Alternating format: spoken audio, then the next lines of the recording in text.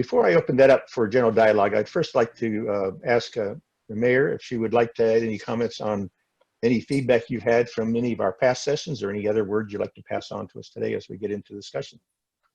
Mayor? Yeah, sure. Can you hear me okay? Yes. Thank you. Good.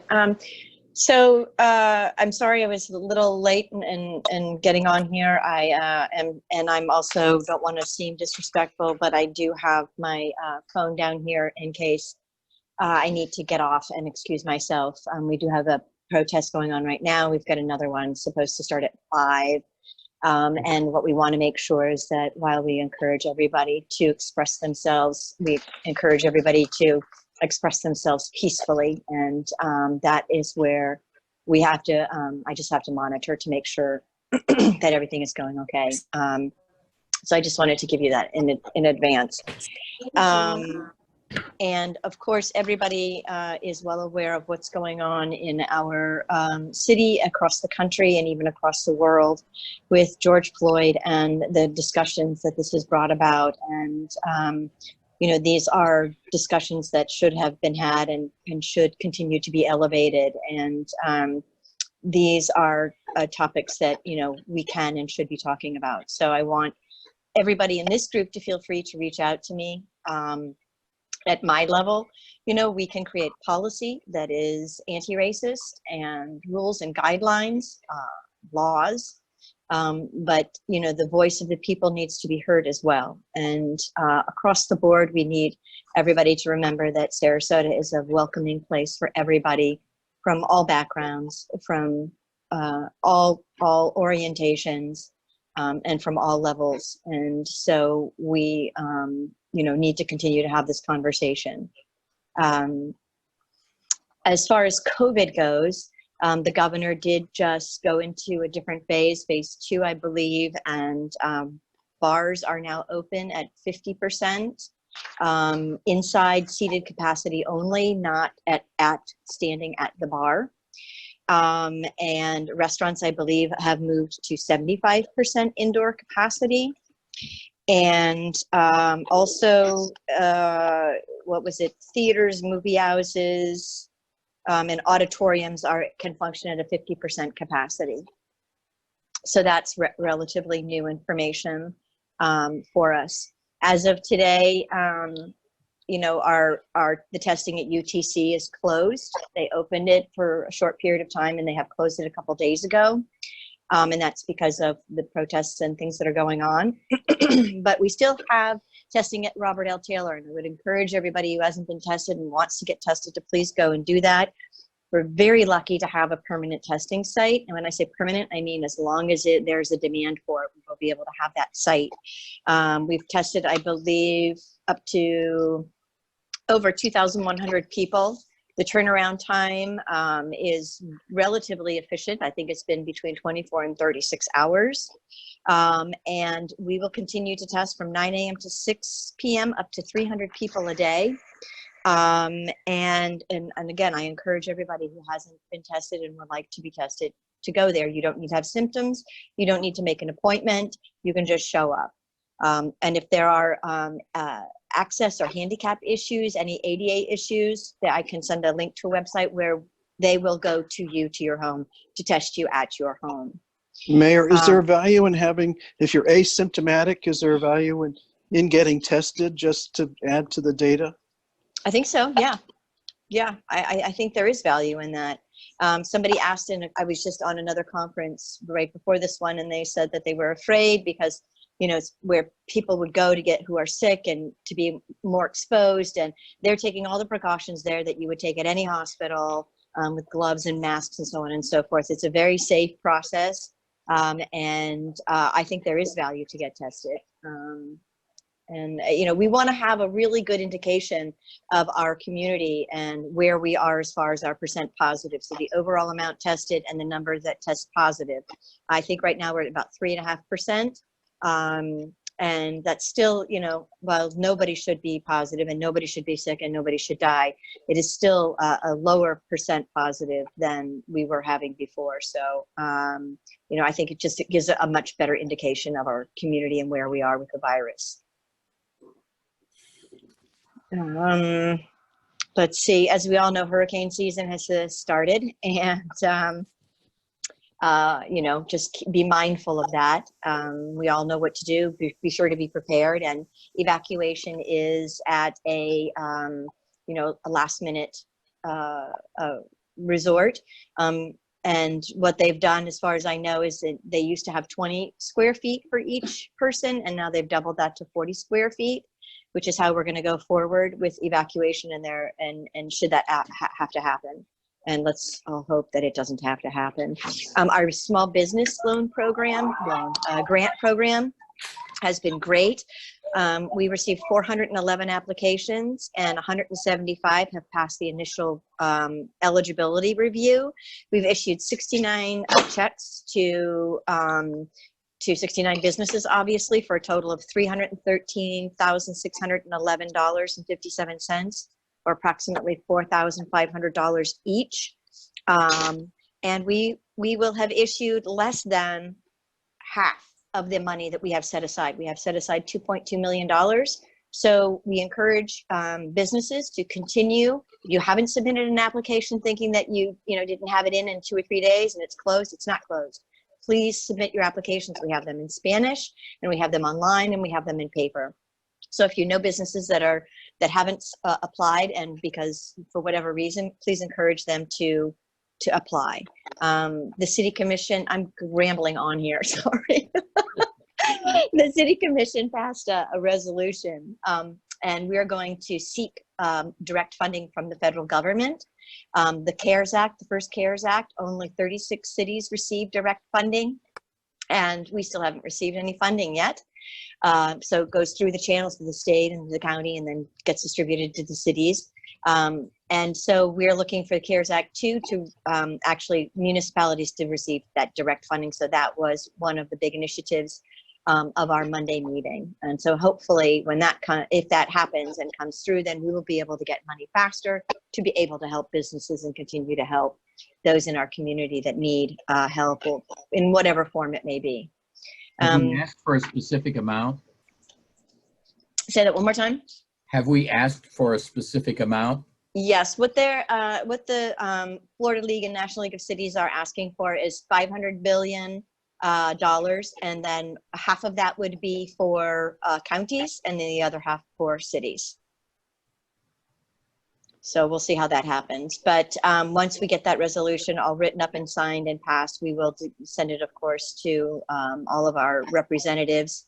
And I received a call from Senator Scott on Monday. And so he said, if you need anything from me, call me. So I will be calling him. I don't know if there are any other questions. Main Street, our street closures for the businesses. So Thursday, Friday, and Saturday, the closures will be from 3:30 p.m. to midnight, and it'll be on Main Street from Miramar Court to Palm Avenue, on State Street from Lemon Avenue to the parking garage entrance, and then on Lemon Avenue from Main Street to State Street. And as far as the city functions go, we are working towards rolling out our interactive virtual receiving system. That's for everything. That's for permits, that's for appointments, it's for comments, it's for everything that has to do. It's going to be completely virtual and completely interactive, and you can access it any time of day or night from anywhere in the world. Before we get to that step, we are doing something called e-plans. That's sort of just a bridge to get us there, but we also do have a Dropbox. So things are still going forward, limited, but they are still going forward. That's about all I have at the moment, unless you have any specific questions. Well, thank you very much, Mayor. Before we go further, let me just quickly recognize that our President, Eileen Normile, has joined. Welcome, Eileen. Thank you, Patrick, and thank you for stepping in for the period of time I couldn't be here. Good afternoon, Mayor. Hand the gavel back to you then. Good afternoon, Mayor, and good afternoon to everyone. I see there's some 28 people participating today, which is great. Patrick, where are we? Because okay, we just started the new business, and before we got to discussing ideas for expanding the Zoom meeting interviews. I wanted to give the mayor an opportunity, so she gave us an update on lots of things happening. That's And excellent. first of all, looks like there might be some questions to what the mayor just said. We can discuss those and then talk about some future. That's terrific. Are there more questions for the mayor while we've got her here? Bob Parolo. Yeah, hi, this is Bob Parolo from Broadway Promenade. I just have a question regarding the Monday City Commission meeting where you discussed purchasing Salvation Army. Right. You know, which sort of came out of left field, frankly, but not all of us are unhappy with that idea. How do you see that progressing forward? I see the biggest challenge being funding for something like that. It's a conversation that sort of starts and then ends and starts and ends over the years. And it's a conversation where I think we have to talk about, has the Salvation Army, has the need to outgrown what they are there and what they can do there and accomplish well there. And it's a broader conversation that also involves the county. But I do see us moving forward with that discussion. And again, I think the biggest challenge for something like that's going to be the funding to actually purchase the property. Okay, That's going to be our biggest challenge for most everything. That may over the next actually couple of require years. money. Yeah. Yeah. Are there any other questions? Anyone? Mel. I think Janet Solomon had a question. Did I see Janet's hand? I'm sorry.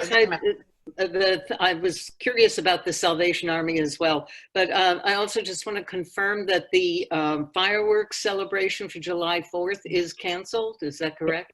Yes, it is. As far as it's my understanding, it is canceled. Yes. Mel. I'm sorry. Sorry. Is the issue of body cameras for the police department going to come up again? I don't think we. It's going to be at our next meeting. It's a topic that's already been added on the agenda at our next meeting.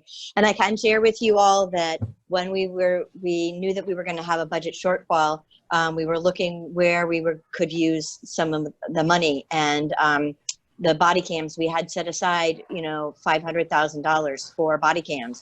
And that was part of the discussion that, we still don't know where and this was a discussion we had, 2 months ago or a month ago. We still don't know what we're going to do or how we're going to do something like this. So maybe we could take that money and use that for our budget shortfall. But I imagine that that's going to be a bigger discussion and we'll see where it goes from there. But yes, body cams are on the next meeting agenda, and it was submitted by the vice mayor.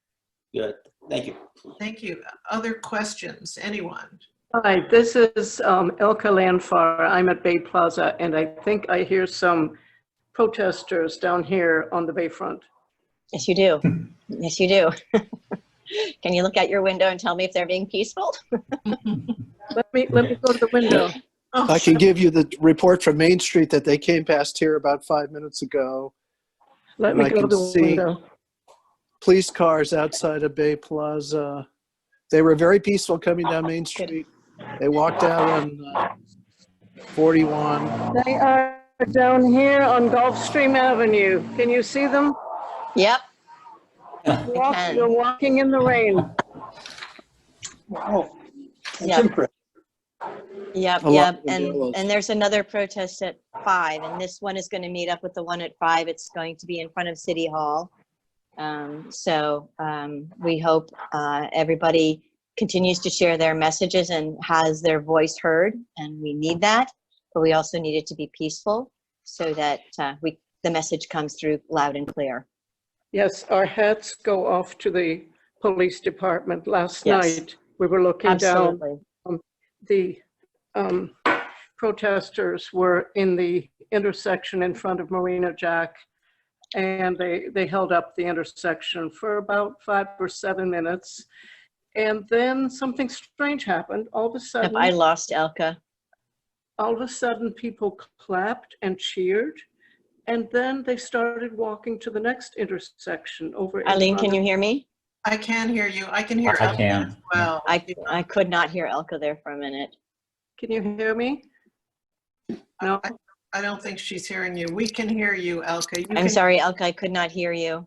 Well, Elka, why don't you finish saying what you were saying? We can hear you. Yeah, it's being recorded. Saying hats off. Can you hear me, Eileen? Yes. I can hear you, Mayor. Oh, you all froze. I think it's Jen. Eileen, can you hear me? Okay, now they're coming up Main Street if you're I interested. can't hear you all. I can't hear.